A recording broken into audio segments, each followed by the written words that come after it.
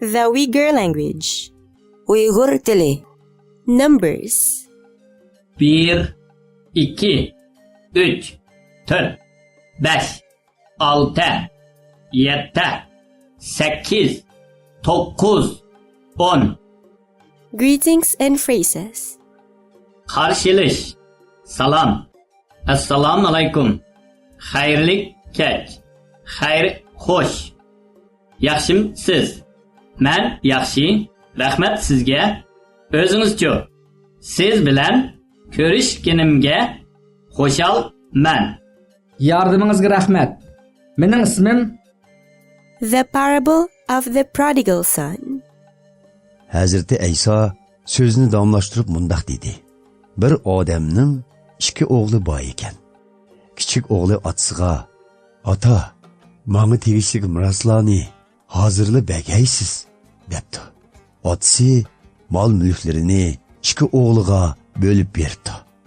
Bir necha kundan keyin kichik o'g'li o'ziga tekkan mol-mulklarni yig'ishtirib, yiroq bir davlatga berib, u yerda mol dunyosini xolig'inicha buzib chechib, aysh-ishratlik turmush kechiribdi. Uning puli tugab, beshiga kun tushganda, dal u yerdimi ig'ir ocharchilik yuz beribdi.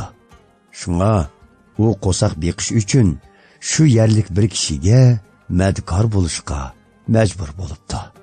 U kishi uni o'z qo'rig'ida cho'shqi boqtiribdi. U cho'shqiga berilgan purchaq posti bilan qo'shiqni to'ydirmoqchi bo'libdi, lekin unimi hech kim bermabdi. Keyin u ahliga kelib, otamning madkorlarining hammasining yemak ishimiga eshib keshib turibdi. Men bo'lsam bu yerda ochliqda o'lamdiman. O'rnimdan turib, otamning oldiga berib, "Ota, men Xudoning oldidimi, sizning oldingizdami gunohkorman. Endi sizning o'g'lingiz bo'lishga loyiq emasman. Meni madkorlikqa qabul qilgaysiz deyman" deb o'ylabdi. Shuning bilan u otasining oldiga qaytib beribdi. Otasi o'g'lini yiroqdan ko'rib, uningga ichi og'rib, oldiga yugurib chiqib, uni chin quchoqlab so'yib ketibdi. O'g'li: "Ota, men Xudoning oldidami, sizning oldingizdami gunohkorman. Endi sizning o'g'lingiz bo'lishga loyiq emasman" debdi. Biroq otasi chakarlarga: "Darhol eng isil tonni akilib, uningga kiydiringlar, qo'lga uzuk selinglar, putlarga oyoq kiydiringlar. Ondan rosa bodalgan to'paqni akilib so'yinglar. Uni ziyofat qilib kutib olayli. Chunki o'g'lim o'lib tirildi, yo'qolib tepildi" debdi. Buning bilan hammaylar xushal-xuram yeb ichishib, ko'ngil ichishibdi. Bu chaqda cho'ng o'g'li etizga kelgan ekan. U qaytib kelib etib, uyga yaqin kelganda nag'mi-navo ovozini anglabdi. U chakarlardan birini chaqirib, uningdan nima ish bo'lganligini so'rabdi. Chakar: "Iningiz qaytib keldi. Dadingiz uning tinch amon qaytib kelganligini ko'rib, bodalgan to'poqni so'ydi" debdi.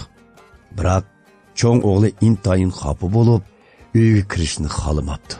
Otasi chiqib uni uyga kirishga undabdi. Lekin u otasiga: "Qarang sizni, men sizga shuncha yil quldak ishlab keldim. Buyruqlaringizga xiloflik qilmadim. Siz menga nima berdingiz? El og'inlarim bilan biror qitim o'ynab kulishga, biror o'g'loqni so'yib berganingiz yo'q-ku. Lekin mol-mulklaringizni poyishiga buzib chechib, tugitib qaytib kelgan u o'g'lingizga bodalgan to'poqni so'yibsiz" debdi.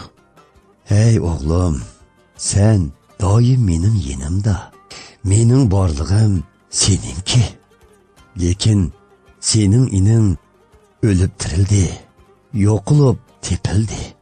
Uni ziyofat qilib kutishimizga tegishlik" debdi otasi uningga.